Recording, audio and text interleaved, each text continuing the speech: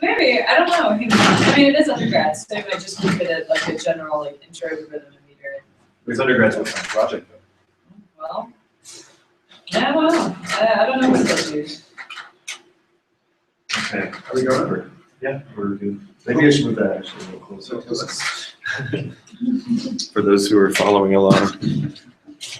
We didn't have many virtual participants in the last session.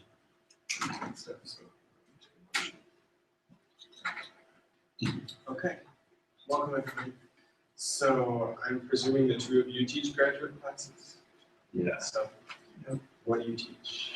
Obviously cognition class, which Yeah, is the not a music- music class, right? Well, so the music cognition I did this summer was undergrad psych. I did Oh, okay. music doctoral as a theory special topics last year. Okay. And I've done computational analysis as a undergrad, grad, music comp sci. And were your graduate students music theory majors, or were they performance or a mix? No, so the music theory major is only for the master's degree, and this was a doctoral seminar. Okay. So, and all the classes that they take are mixed because it's a really small graduate program. Not as small as ours.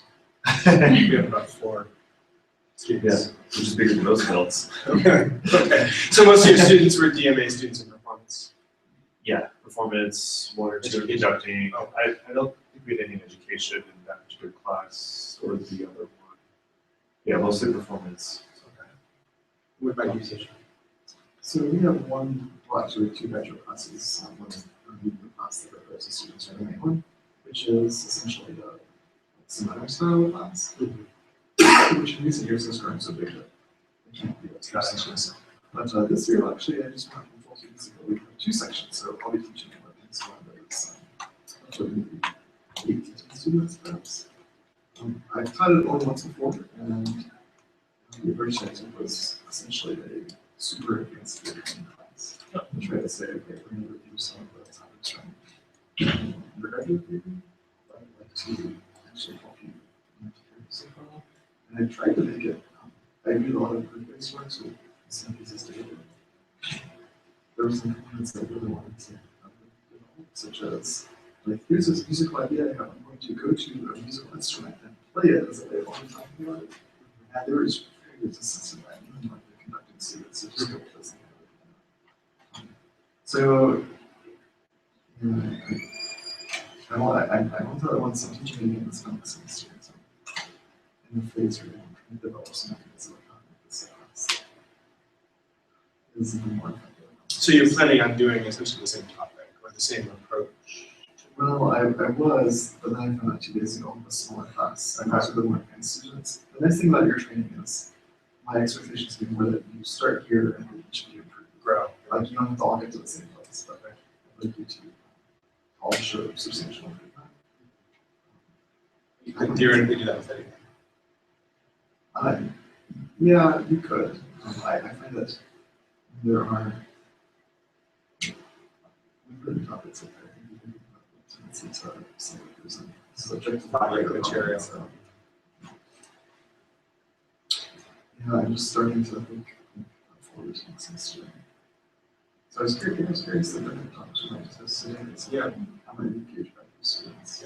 I've taught a couple graduate students at UMass and then also at Utah State. At Utah State, it's a class for master's students in performance, and I just teach whatever I want. And I did a rhythm and meter seminar last year with 4 students, and I'll be doing a theory pedagogy seminar this year with probably 4 students. At UMass, there were standardized topics. I have thoughts about that, which I won't share. But anyway, so I taught a number of different topics, including performance and analysis, post-tonal theory, and the graduate review, despite not having my doctorate yet. It was good for me, not so much for my students necessarily. Anyway, so I've taught a number of different classes, and I've never been totally happy with my teaching for those classes. So that's part of why I'm going to do this session. So the 2 of you are both graduate students. But I'm right? also a strange bird in that I've taught a graduate student, Okay. a graduate class. What did you teach? I taught, it was a very specialized class for a specialized online-only program for Masters of Music Education students. Interesting. And it was their one of two theory classes. One of them is Music in America, which I did not teach, and the other is just like basic kind of theory review. Go through Baroque to early 20th century in 7 weeks. And it's a strange class just because it is online only. Everybody is from everywhere. It's only 7 weeks, but I helped develop the course, and I've been working with it for many years, trying to make it better, improvements and whatnot. So you've taught it multiple times? I've taught it twice. Can you remind me your name? Elena. Oh, Elena. And what's your perspective here? I don't know. I'm interested in hearing what you have to say about working with TAs. Well, But just one problem, by the way, that I've always encountered, Phil will learn to do this because he experienced it too, is just that a lot of times the graduate students that we have to get at our institution are weaker in general than our grads. So it's a grad course, but we have several strong students. And because of from different backgrounds, you don't have the consistency that right. you would have teaching our undergrads. So they're more advanced students, but Does that mean that the diagnostic exam that you offered isn't doing its job, or just that? Or that admissions priority. it's not an admissions. Yeah, once they're in the door, we give them a graduate exam, about 50 to 60% of which of the students fail it. And then they take a remedial class that And you can't ever remediate that, really, can't really get them up to this point. in a And then class. that group joins the advanced agency class at say you're Yeah, that one class can possibly remediate that, especially if it's called remedial theory. I mean, what does that do to your attitude towards learning that stuff? Well, and if I understand right, the way we do it here, I haven't taught either the remediation courses, but for the tonal theory, we have R4, R5 pass on the incoming exam. R4 takes a 4,000, which is essentially the normal grad review. R5 takes a tonal analysis class that has some writing, and it actually really is, it seems that most people end up taking that. Not that many pass out of the whole thing. And then there is a special topics theory requirement for there's doctoral and master's degrees above that. But it seems like actually the R5 it is a course that really everybody should have and most people end up taking, but you can pass out of it. And that's kind of how I think about the way it sits in the curriculum. And so I think that the calling it a remediation might not be the best way. And there may be powers that I don't know about in terms of how this is laid out, and I may just be misunderstanding stuff. I'm just grading the exam. But you know, it does seem the majority of students do end up taking that class, I believe, and it is kind of a core, like it's essentially like a master's level course that maybe the doctoral students might, you know, be expected to pass out of. But it's also, this is another one of those situations where two groups of people taking the test have different standards for whether or not that they have to take the same remediation course. So the doctoral students coming in have to achieve a higher level, higher standard on the entrance exam to get out of the course, which makes sense if they were different courses. But since it's the same course, then it's like, oh, for doctoral students should be at the level where they would get a B if they took that course, and they can pass out of it, whereas master's level should get a C, which makes sense in terms of grade requirements, but then also like, you know, a doctoral student might be strong enough to pass it if they were a master's student, but they're taking the course, but not with the students that are at their level that are in the master's program because they pass out of it. And it's just, you can see like the various areas of the college, the administration, and then like the state legislatures, credit caps and things all coming together and ending up in this policy that was really strange. And that doesn't actually make sense on the individual student level sometimes. And there's so much way around that when it comes from the legislature. But I agree with the whole like calling it remediation. I'd rather more credits in the degree and just make it so that there are several that you're likely to test out of, but then we can't have that many credits in the degree. So I'm starting with a list of concerns, so that are specific to having graduate students. So you're concerned about having sometimes weaker students, especially because at the graduate level, sometimes performance ability is the thing that gets them in, as opposed to at the undergraduate level, there's more to do with grades and standardized tests and stuff like that. There's Students, more emphasis in that degree, even the professional Right. degree, on having the well-roundedness. Like even the professional degrees are still to some extent. even at the general undergraduate at the undergrad level. Right. Whereas at grad level, it's really easy to just say it's a Professional, totally professional degree. Yeah.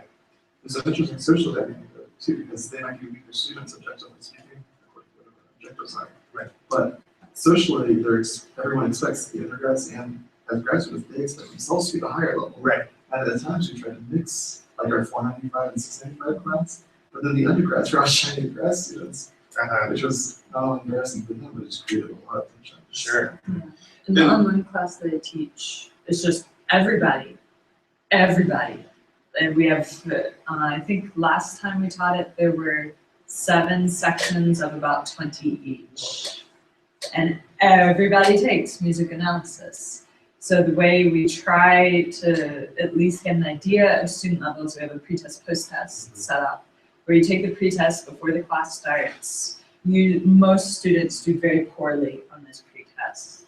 And the goal being that the post-test is extremely similar. By the end of the class, you should be able to do better on the post-test. And only the post-test is what is calculated in a grade. So as long as you take the pre-test, you have to take the pre-test in order for the rest of the class to unlock so that you can get the materials. And then at the end, as part of a kind of low stakes-ish component of the final grade, you take the post-test, and that's where most students try to see their improvement. And then you have certain students that come in and they totally ace the pre-test, and then you're like, okay, and then they either get bored or they want to do more, and you try to make allowances for that. But it's tough when everybody just got this one class. Yeah. That's it. So someone added students with different backgrounds, different training. The tricky situation of having them take classes that are called remedial and which create all kinds of attitude problems outside of that class as well. Yeah, exactly. Yeah. Exactly. And then the idea that in an academic, at the master's or the doctoral level, that there should be a certain level of more academic-centered content, that this is more about music theory. I mean, maybe in the undergraduate theory core, very often we're like, well, this is going to be useful to you. We're not going to go into great detail about this, that, and the other thing. We're going to give you a taste of all of these things. At the graduate level, if you're teaching a graduate seminar in post-tonal analysis, you kind of feel like you have to give people an idea of what the field of post-tonal analysis in the music theory community is.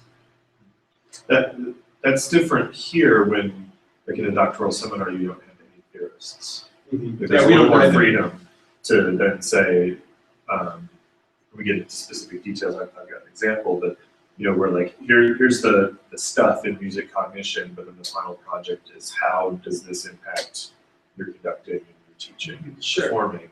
But at least for me, I felt more pressure to assign standard readings, whereas I don't feel that pressure in the undergraduate core. And then to have people write papers in academic formal style, whereas I'm starting to move away from that somewhat in the undergraduate core. So trying to figure out how to do that in ways that make sense for these students, despite the fact that they're now in a more professional degree. So anyway, that's a tension as well. Often grad students have more specialized needs or wants. I'm going to graduate school for music education. I want a theory class that's tailored to what I need to know as a music educator versus someone who's in a performance or a DMA program versus someone who's conducting. They all need and want different things from that kind of one theory experience, which can be really tough. Yeah. Okay, so those are all specific concerns and potentially problems.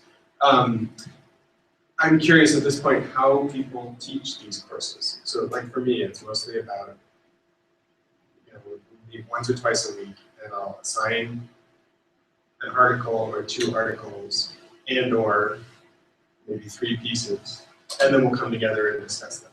And that's kind of the default model of mine.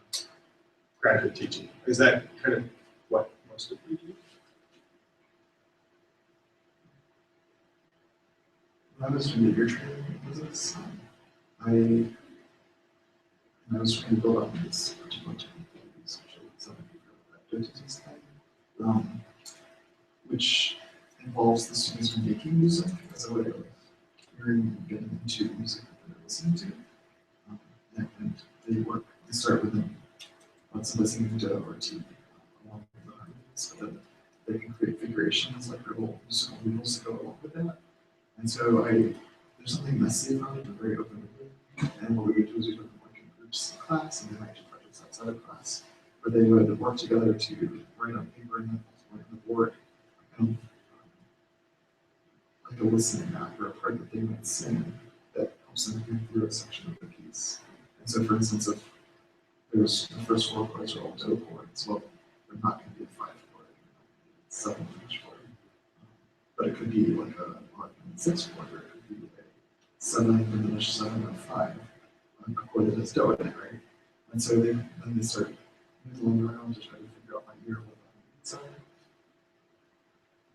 And that then becomes a kind of second point to talking about musical features. I try to make in this class that we're only going to analyze and talk about things that are perceptible to you by ear. Like for me, if you put that on a score, there's no aural connection to that, then it is very cool about it. It won't stick, it won't be that meaningful and experiential sense. So that was really the flavor of what we did. A lot of just writing music, it was only dictating the music that you create as you listen to a piece. So what did they do outside class? Well, they did journaling, so I think that each week they had to listen to several pieces and write down a couple. Also, first of all, write down things that they recognized. If they were starting to recognize things that they didn't think they would have been able to recognize several weeks before, so they're going to try to make improvement. Also, pointing out a section of the piece that they really struggled to understand, either formally or harmonically or something, and then to try to articulate as clearly as they could what they found difficult about that section and what's going on in music. So in a sense of focus on what can you hear, what are you hearing better, and what is still very difficult for you. And then the idea, this is where I was so disappointed, but the idea was that through that journaling process that they would identify particularly salient features or interesting features of pieces that they've been listening to, and that would then become the basis for their learning project. Well then, a lot of them, I gave instructions to do that. A lot of them just threw the journals up and just identify for this piece and do an analysis of this piece, like basically a square-based analysis. And some of them do good, some of them not so good. That's probably just as much of instruction as an instructor. Well, or also background. Like Well, they've been through a curriculum where that's exactly like that. Write a final paper now. Right. Whatever topic you want. And I can listen to Vince's saying. The reason that those final papers are the best use of it. yeah. So that's something else that we actually talk about. What are things that you think your online class does well? Other things? Yeah, so they have a very kind of scripted week to week thing if they do the same things every week, but then on different topics. So every week they have either some kind of reading or media consumption that they then do forum posts and discuss. And sometimes that is something like, here are 2 analyses of the same piece, read both. And there's always 2 different discussion prompts. One that's usually a little more challenging, more for the students who are maybe a little better on that pre-test or maybe a little more excited to be in a theory class. Here are these 2 differing analyses. Which one do you like the best and why? And what about it was convincing? And then for the other writing prompt, it might be something like, here are 2 analyses of the same piece. Imagine that you're doing research on a piece that you're doing with your students. Which analysis would be easiest to introduce to your students? How would you adapt these to a younger audience? Because many of these music education, and this is one of the complaints with the class sometimes is, I teach first grade. Like, we're not doing Schubert. and bar talk. Like that's, the stuff that you're asking me to do here is too difficult for me to try and apply to first graders or second graders, and that there isn't that the class is too oriented towards music theory stuff and not oriented enough towards music theory in a music education setting. So, but I think the discussion posts are good. Sometimes it'll be like, here's the video and then here's written analysis, and the video is for like kind of a layman audience and the analysis is for like a theory audience. And what are the differences and how are they similar? How do both people talk about the same thing in different ways, and how can you apply that? So I think that aspect of the class is done very well. We also have really nice interactive office hours. Students have a list of repertoire to prepare every week, and then selections from that repertoire will appear on the online quiz.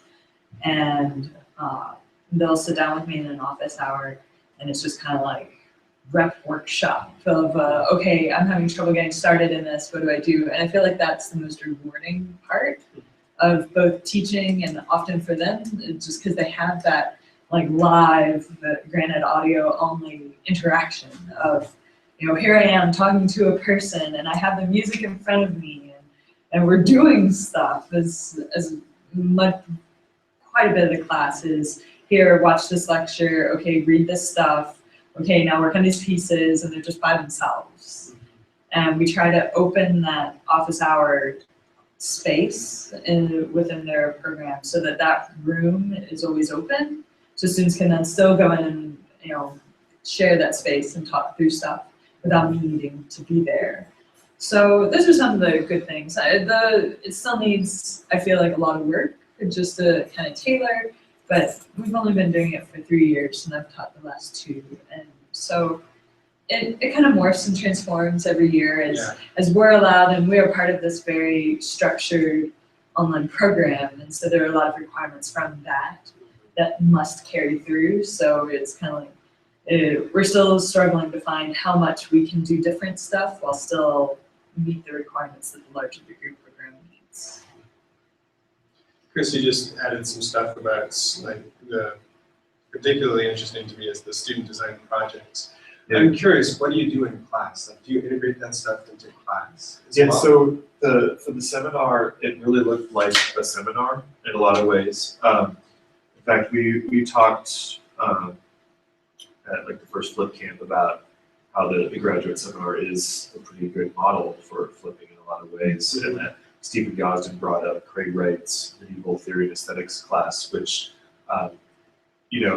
everything about that class was traditional.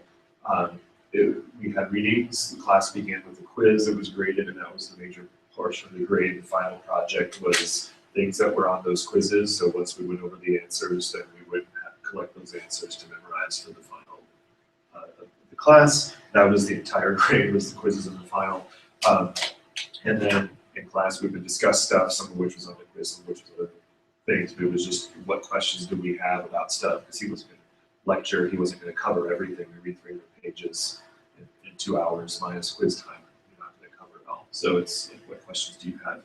And so I had 3 hours a week, and I pretty much took that model. I had a tweak where the students generated the questions and answers for the quizzes. So I created a Google Doc each week. Each student by Wednesday had to submit 3 just basic informational questions, and preferably also the answer to the Google Doc. They could reproduce each other's questions and answers. We could correct each other's answers, because I was going to grade them on not memorizing the answer in Google Doc, but on what was right for the reading. And then I chose 10 questions-ish from that for the quiz at the beginning of class, and so they would memorize the information and come in. And I find graduate students are pretty comfortable with memorization of information being a thing that you do. And but I tried to do it in a way where they weren't just reading over and over to try and soak in things, because that doesn't actually work very well. But instead to have a target, to choose the 3 most important things that no one's mentioned so far in the reading that you really think you need to memorize, and put that up in the Google Doc. And so they were memorizing, targeting good stuff. They could do flashcards, quiz each other, have a friend quiz them or something, so that they were actually doing good memorization practice. And then what would happen is they'd get to class, you take the quiz for 10 or 15 minutes. Most of them, I think everyone passed every quiz that we took, because it was just, you got stuff to memorize. Friday's your cognition day, so Thursday night, Friday morning, to the library early, just go over your flashcards and go, you go. And then what happened was that the next hour to hour and a half was, okay, this thing that I memorized, what does it mean? There was a lot of stuff that was new to them.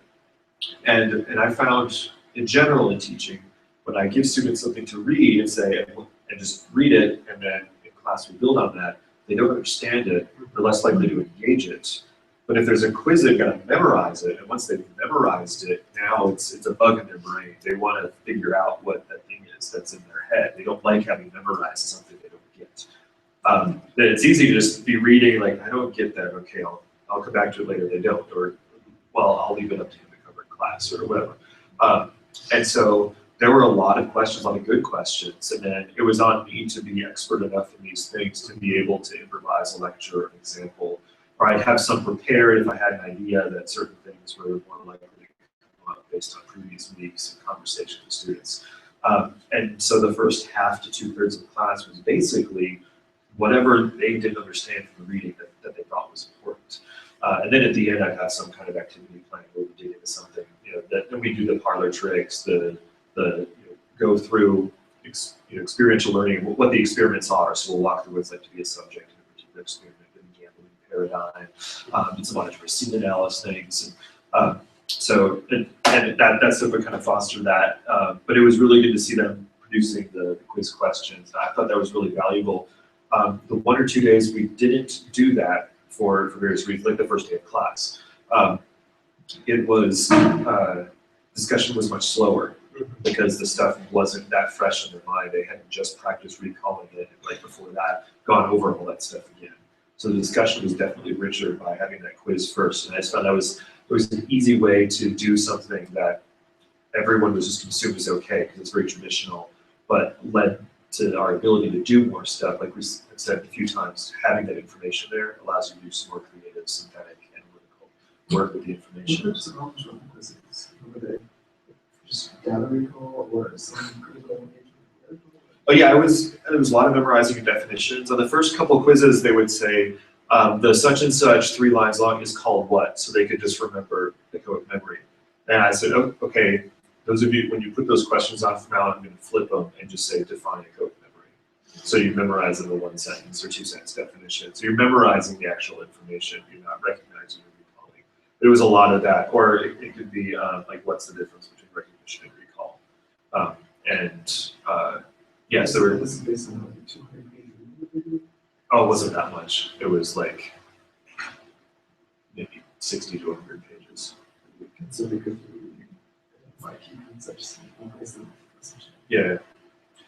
They had to identify what they thought was most important and then memorize it.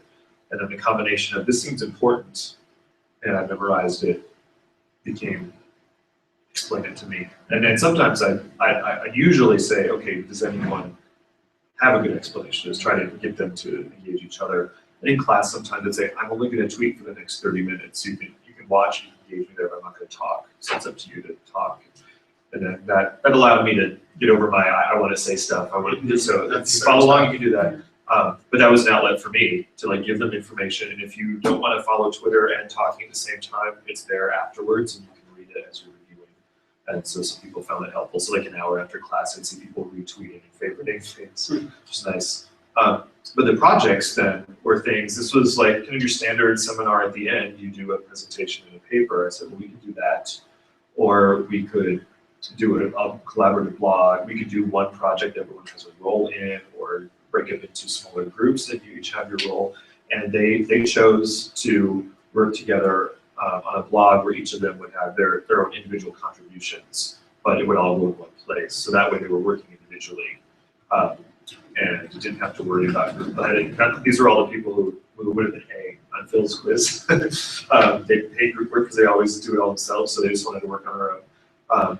But then we put it all in one place and shared, and then what we would do is they would put it up on Wednesday, the normal quiz question deadline, and between Wednesday and Friday, everyone would read the post from whoever was leading discussion that week, and then 3 or 4 of them would lead discussion on you know, because it's pretty standard seminar stuff, but now it's flipped in the sense that everyone's reading it first, but it's pretty short. And then, you know, they're working on their own projects, but they're gonna read essentially 4 pages each from 3 different people before class. And then discuss and engage or demonstrate some of that stuff. So that ended up being everything from like a brass player writing on the influence of musical perception on tuning exercises, because he's from this school of horn playing where you tune with drones and, you know, practice it. So he's talking about what are the cognitive benefits and disadvantages of that based on what we know about memory and perception. The conductor was talking about metaphor and gesture, building on musical metaphor as a cognitive topic and translating that into physical gestures, performance. A lot of the pedagogy people, you know, focus on learning disabilities, on memorization, word memory, all is like, here's how that could flavor the kinds of things you do in lessons and classes. So there's a really good variety of things, and I can share the link to the blog that they came up with on here. But it was just nice to see all the different varieties of things that came up, and then of course they know each other and they perform together and teach together a lot of things. So to kind of have the conducting student talk about gesture with a room that's mostly performers, and see, you know, talk about the effectiveness or lack of effectiveness there, or you know, they all teach to some extent, even if they're performance majors, due to the pedagogical aspect. So it strikes me that neither that class nor Danny's more oral skills focused class is an analysis class, which is another kind of standard graduate topic, or at least I guess you were doing analysis, but it was just right here. Okay. I'm kind of thinking back to my rhythm and meter class where we read Laird All and Jack and Dot. Let's apply the dots and the slurs, and let's read Harold Krebs and do some of that stuff. This was right from Darcy. Okay. So okay. And there's presumably some analysis in your big review class. Yep, There was some in my computational analysis. Okay, class. cool. So I'm curious, what do people do in class in the analysis classes? So obviously the oral stuff would be one option. Well, mine was project oriented, so they had once we got through the lit, and I kind of explained some of the topics that needed to be explained. They broke up into teams where you'd have a grad music person, a grad comp sci person, and then the rest of the team filled out with comp sci undergrads. And they would have a particular kind of project to work on. And so they'd be projecting, and the grad students were kind of co-leading the team, or alternating leading the different aspects of what they were doing. And I was circulating a lot as they worked, or watching collaboration. So you were not leading the class? At that point, no. I'd kind of get us going, and they had work to do. And then as results came in, we could stop, and I facilitated discussion of what those results were, implications for other teams. The other teams would respond and say, wait, we've got to change this so that it can work with what we're doing. So there was a lot of project work and analysis. So it's not pencil paper, shaker graphs, or numerals types of things, but they did a lot of work in that class. That was Maymester, which I think works really well for Maymester, where you can't do just lecture homework when you're in class 15 hours a week. It's not class, you need to be doing some stuff. That's also a really nice situation because your students explicitly have things to offer that you don't have. I'm thinking of like when I took Schenkerian analysis with Frank Samarado, it would be like everybody does an analysis on their own, and we come to class and we talk over, I don't remember exactly how it works. Somehow we get to his analysis. And of course, because he's just great, you know, it's always better than mine. And so it always ended up in seeing, you know, what the teacher knew, which I enjoyed very much in that class. But now as I'm sometimes following that model myself, like I've read all this rhythm and meter stuff, and you know, when they do a Harold Krebs analysis, I'm like, oh, but did you realize this thing here? And oh, look over here. And I feel like it always comes back to my expertise, and I want to get away from that, but I don't really know how in a graduate class where I'm introducing them to my field. Right. So of course I'm the expert. What's worked well for me as a student, a lot of the assignments I've had, and granted, I'm a theory major and I take theory seminars, but I think it would apply to other things also, is we're given a reading assignment, and we're asked to do 2 different things, to read it and then write just a reflective response, just kind of gut reaction. There's often there are like a sample question, feel free to answer any of these questions or just kind of, whatever, just respond to what you've just read in some way. And then paired with that is okay, and then after you've done all that, here's some music. See what you come up with. Can you apply this? And it's always like meant as an attempt and not as a like get the right answer, but more of an attempt. And then when we come into class, instead of just kind of having this dull discussion, it's, okay, well, what did you guys, in the case of hypermeter, what did you guys do in this bar? And then it was like half the class is like, oh, I did a rearticulated downbeat. And then half the other class is like, no way, that's just an expansion. No, it's not until the next bar. And then we all get to argue about what we came up with. I mean, the teacher doesn't really need to do that much. They're there to facilitate and moderate, but it's all of us going, well, what about this? Or then a student might say, oh, but I really didn't know what to do with these bars. And someone else might say, well, this is what I did. And then the teacher, might say, well, what about this? And we go kind of look at it and be like, no, and, or, something along those lines. I did do things like that, and I never got quite that classroom atmosphere. But that may partially be because I had a small class. So individual personalities make a big difference. For people.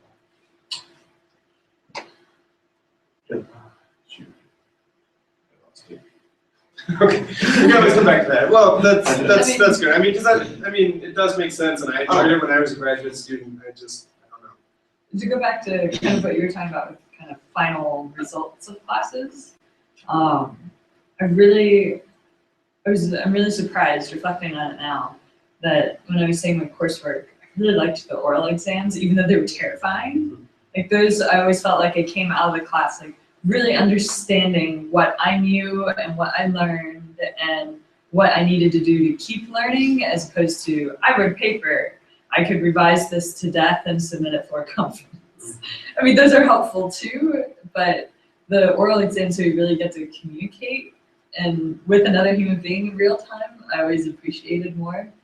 And there was a class that I took that was in the College of Education, and the final project, which was really an all-term project, was we were coming up with like our own models of learning.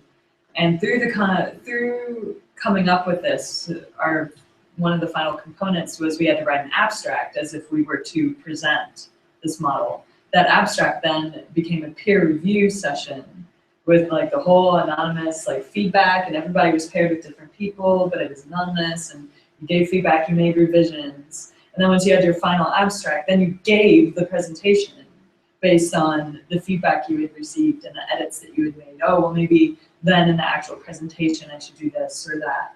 And that was so valuable, so valuable.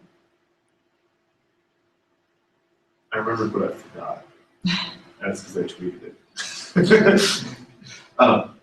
So when you were talking about the how do we not just introduce the discipline, it's all about our expertise. That's where I've found situations where I know how to answer the question, but the answer hasn't been found yet. It is a good thing to put to the class. Like, so for the computational analysis class, there's 2 articles basically dealing with this data set. They both have unsatisfactory answers. In one case, the method's flawed. In another case, the method's good, but they just don't go as far as we want to go because they have other goals. And so there's a nice hole, and I know how to approach it. And as we talk through all the readings, the students get a good idea, like, yeah, this is how we should approach it, and we can do it in the amount of time that we need. And so then I don't feel like I'm holding back on my expertise as I'm saying, well, you could do this, and you can do this, and you can do this, because then they have to go figure out how to do that. But then the answer to the ultimate analytical question, I'm just like holding on and waiting to see what they find. I have an idea what might be there, but I can fully tell that this is my hypothesis and here's why. But I don't actually know if that's going to turn out yet.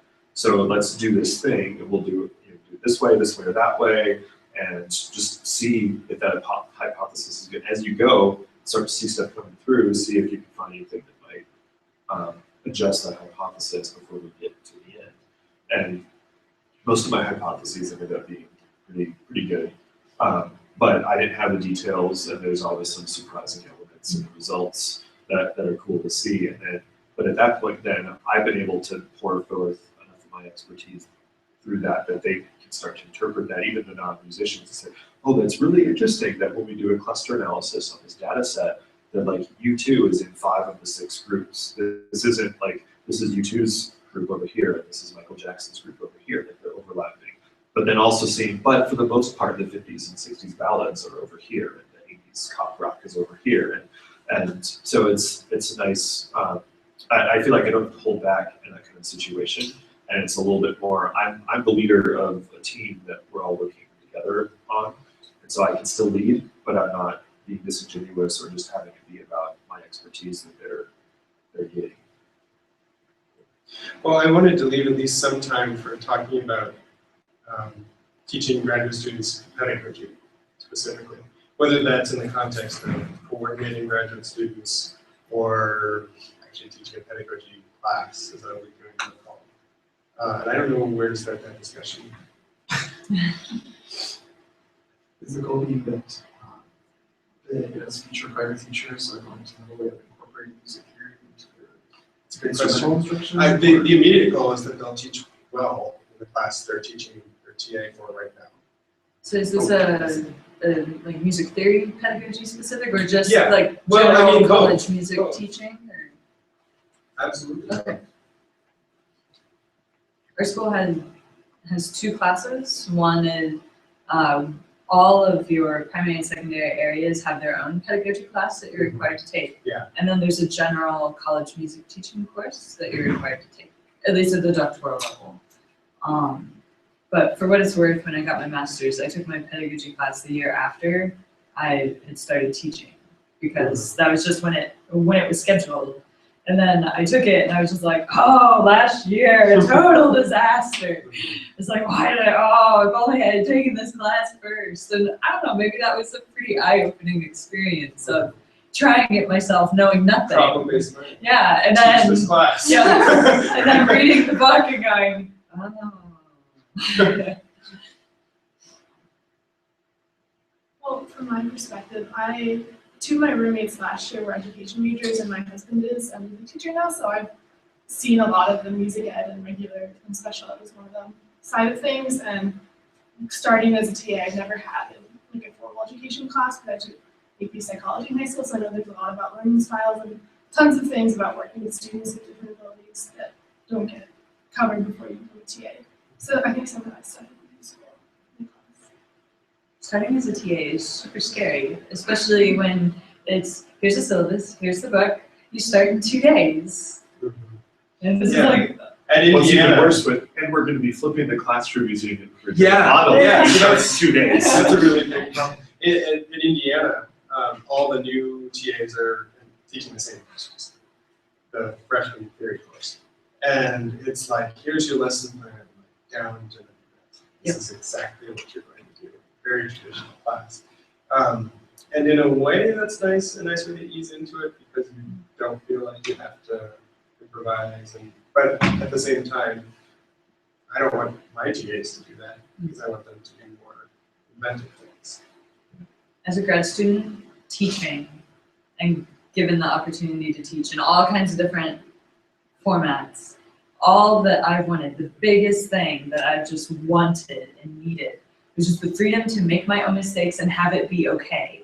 That I can make a teaching mistake and it is not the end of the world, that these students are not like ruined for life, that I haven't like ruined the whole curriculum, that this thing that you tried, it was terrible, students hate it, like, oh, it's total, that's, and I feel like, especially getting started, it feels like every misstep you take is like, okay, time to sit down with you, you can't do that. Or, a dean gets wind of it and it's like, oh my God, what's going on in this class? And you just feel like that you can't try new things because if you try it and it fails, then you failed your students as a teacher. And I wish that there was some way that as a graduate student, it was okay. I feel like we're trying to give our students like all this PBL and failure's fine and take multiple times, but then when you're the teacher, it's like you're not offered that same level of freedom. Well, obviously it depends on who your supervisor Right, is. Yeah. But institutional rules. Right, absolutely. It's like So obviously one really helpful thing is reflective practice, like asking people to create a journal. I mean, the idea would be before their class, they're like, these are my learning objectives, here's how I'm going to do it, and then we teach the class, and then afterwards they're like, this is what worked and this is what didn't. That's a lot of work. Yeah. We could do things like, this week I'd like you to experiment with X in your teaching, and just let me know how it goes. That would be one way of opening up a space for experimentation. Yeah. Anna Cowboy found that when she started flipping, doing more or less the basic flip, give the video and reading outside of class so that the content's coming from her, that then the meetings with the grad students with TAs for the sections was a lot less, okay, here's the material you need to cover, here are the examples, and let me explain them to you so you can explain them to them, kind of thing, and a lot more, okay, so once they've seen this, what are the kinds of musical activities that you're comfortable with or that you know about that would be really helpful for developing this?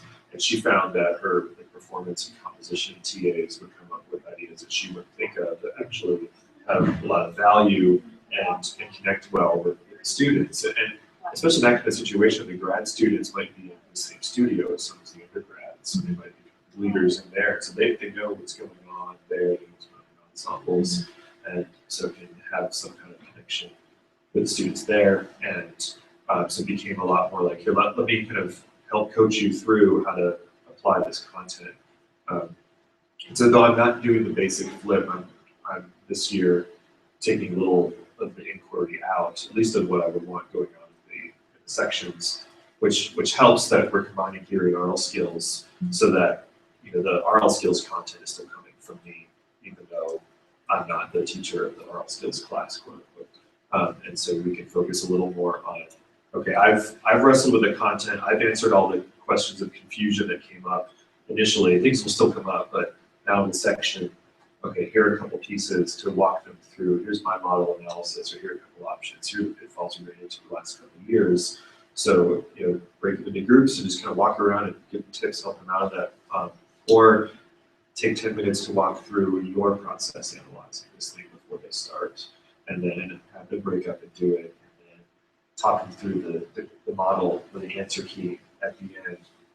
Just field questions about it, and if there are questions that you can't answer, say, oh, let me jot those down, I'll come back next time, and then send them to me, and we can talk about it. And so I'm hoping that gives a little more flexibility for what happens in class without having that burden of like, oh no, I messed up, because if you messed up, like you didn't mess up on the content, and there's still, like they have a connection to me through the videos, through the website, or whatever, to clarify those things if there's something wrong. Because that's a big thing we ran into last couple of years, is that when there was a situation like that, students either didn't know I was coordinating because they didn't have me, like we had 2 different theory instructors and then 3 different oral skills instructors. If they had me for either, they might not know I'm coordinating all the oral skills sections. They just know this is my TA.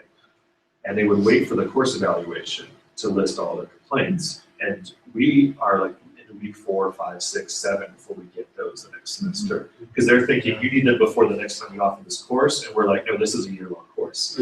And so we would get information about what happened if something went wrong sometimes until after that kept repeating or snowballing or getting bigger. And so I think having a mechanism for the students and the faculty to kind of talk through the hierarchy as well can be helpful for that. Because then if something comes up, it's like, okay, let's fix that now. And then it's okay. And sometimes the problem is actually the instructor coordinating poorly, and not actually the TA. But then it gets on the TA's record because it goes to the evaluation instead of going to the faculty. Oh, I didn't realize that if I did that, that would cause this issue. Well, let's fix that now so we can take care of that. Jonathan D'Souza has tweeted he'd be interested in ways of structuring theory pedagogy classes. Has anyone here taught a theory pedagogy class before?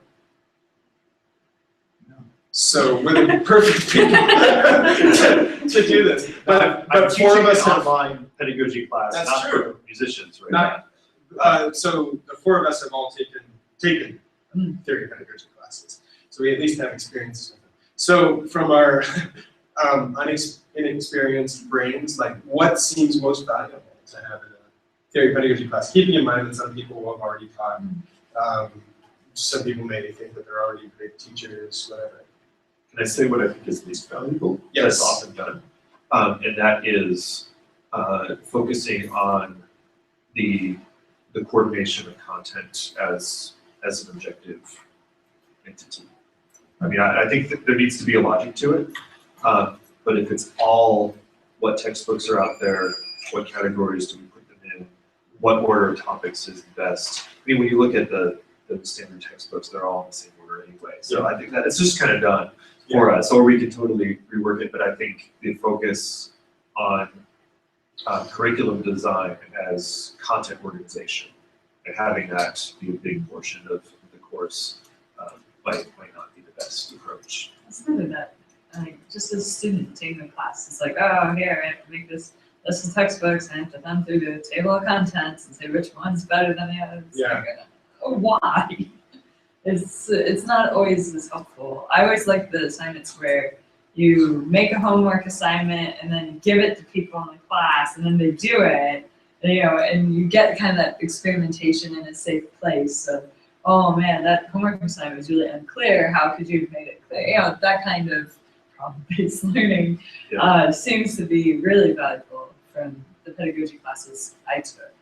Well, and so this is the class I'm doing right now, having that problem-based learning of, I'm not giving them a textbook, I'm giving them articles on pedagogical strategies, so PBL, inquiry-based learning, that kind of thing, and then asking them to create a lesson plan that's like the prep work, what's done in class, and then what's done as a follow-up assignment, incorporating one of those things, and then reading each other's stuff. This is an interdisciplinary group, so they can say, oh, as someone who knows nothing about your subject area, if I were a student in this class, this is what I would find helpful or not as helpful, or just kind of in terms of course design. Like one comment that I left on a lot of people's videos that they made when we were doing the micro lecture thing was Mr. Panagaboulos think that like you need to speed up the talking and have slides change more often. And just those kind of like basic tips. Like if I were a student, like when I was watching this video, I started like looking up other stuff, and then I missed information in it. You know, if it moved faster, I'd be stuck with it. If it were only 3 minutes instead of 7 minutes, I would stick with it. But 7 minutes talking slow, the slide didn't change. I dragged across, it was still the same slide. So I was like, okay, nothing new is happening. Oh, wait, I just missed something new, now I have to go back. And so like just talking about our experience with materials that they created or what they did in class. One way that occurs to me to structure a class like this is to have this kind of a workshop environment where people are allowed to experiment with things. So do like 2 weeks on, let's try out some inquiry-based learning. You're in charge of a 20-minute inquiry-based learning experiment. For these 20 minutes, then you are going to do one afterwards. And then you try it out with each other and just see what works and see what doesn't. And take this subject by subject, so inquiry-based learning, oral skills teaching. I'm just trying to think back to my pedagogy class. When I first took pedagogy, there were a lot of non-theorists in the room. We also had a not very helpful structure, I think. In part, I think because of something Danny said earlier about students of being in very different places in terms of their knowledge of theory. There was a lot of, let's talk about fundamentals classes. Design an assignment and write the answer key, just so that I make sure that you actually know what you're talking about when you do fundamentals. And by the way, yeah, that was a fine assignment. And now let's, you know, so there was a lot of actually just like reviewing the theory as you go, which is a potential problem if you have non-theorists in the class. Yeah, other problems would be, like for instance, in my case, I did music theory pedagogy my first semester at Wingate. And the reason why is because I was already TAing, right? So they wanted me just practically to have that pedagogy class. It made sense to do it then, rather than like 5 years later. But really, as a class student that's going to prepare me to be a teacher at university and actually in grad school, it would have been better to have that class later. Only because we could have focused on, I guess, more complex issues regarding. So, for instance, the things you were saying, we didn't have that. It was what we did in our class. We each were assigned topics, and one day we just present that topic. So I presented entry phrase expansions and secondary comments. I'll never forget. But like I've still never been in a situation where I taught this particular too. Interesting. So rather than like how to teach the students, I wish we would focus on just how to teach in general. Our instructor did a very distinctive and very good pedagogical style of work, but probably very different from what the students would be doing. So yeah, there seems to be just a few problems in the way in the course that I decided I did not. Yeah, I think having some kind of experience in that class with doing the whole realm of what you would do as a teacher, and then getting feedback on it. And I think to the extent that you give feedback to others and receive feedback from others, because it can be easy, like I pedagogy with Dan Harrison, we might get just comments and feedback from Dan. We got feedback from each other. But then I'm getting his preferences, some of which are based in research, some of which are based in his experience. And his experience has some anecdata and subjectivity in it, and some, broad objectivity in it. And so some of that will be good, some of it may be just personal to him, and some of it may be specific to the kinds of students he's taught and not very universalized. Whereas getting feedback from the others in my class, now they're going to be bringing the experience from all the different places they did their undergrad, which still may be a little too similar to each other if we're all in the same grad school, but it's going to be more than just the experiences of the person teaching the pedagogy class, especially if they've been like pretty much only at Yale and Eastman, while they're teaching that. And I think the idea of giving peer feedback, it gets you in the mode of, well, we're talking about constructing teaching materials. I'm in student mode in a way that you aren't when you're the pretend student at a teaching demo for a job interview. You're actually like, can I follow this? This piece of material, or how did I do the same thing differently? And is theirs better than mine? You start to learn from them and from the comments they get and the comments that you give. All of that can go into your materials when it's your turn. So, and of course, then you're experiencing problem-based learning, inclusive learning, peer instruction in the pedagogy class, which then you can carry into like, okay, now I've experienced what it's like to be a student. I see what's uncomfortable about this, but I also see what's valuable about this. I see what was kind of a waste of my time, at least from my perspective about this, and how, but so-and-so found it valuable, and why the difference, and it gets you to reflect on experiencing those things, at least somewhat what it's like to be a student, so that when you go to teach it, you know something of what some of them are feeling and experiencing, which I think is important. And that's what's so hard for like Elena here is going to go into a class like she hasn't had a flipped class before, and I'll be asking her to do some things that she didn't experience as a student, and that we don't have time to like train the TAs on before the semester starts. So I've got to be careful in terms of how I package it for her, and be sensitive to her experience, and think back to when I was flipping for the first time, and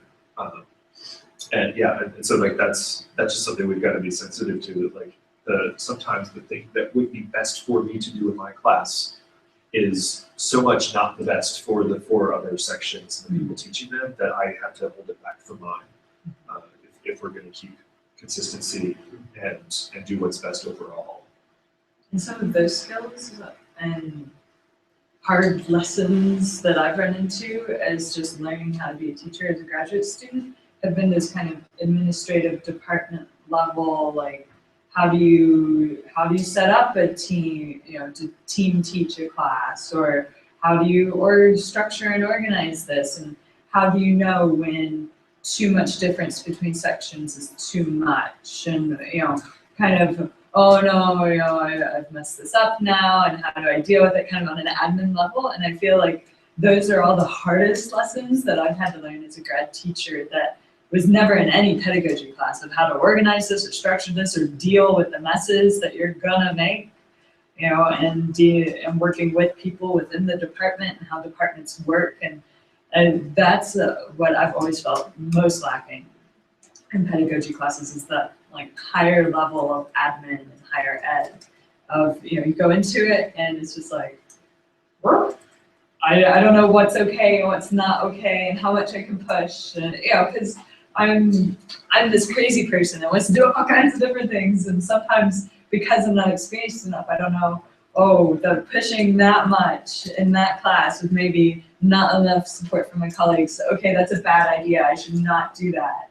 And because I don't know, I just do it anyway, and then it flops, and it's like, And that's a big mess. And just, I've had to learn a lot of hard lessons that way that wish someone would just told me, like in a pedagogy class, hey, here's how this stuff works. One of the things that I had trouble learning was that other students are not like me. Mm-hmm. That, to me, I was like, oral skills class is like you show them a few examples and then they can hear it.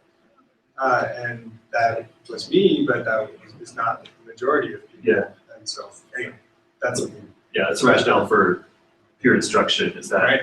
most of us teaching this, it was easy for us. Right. And that's part of why this is the career trajectory we've chosen.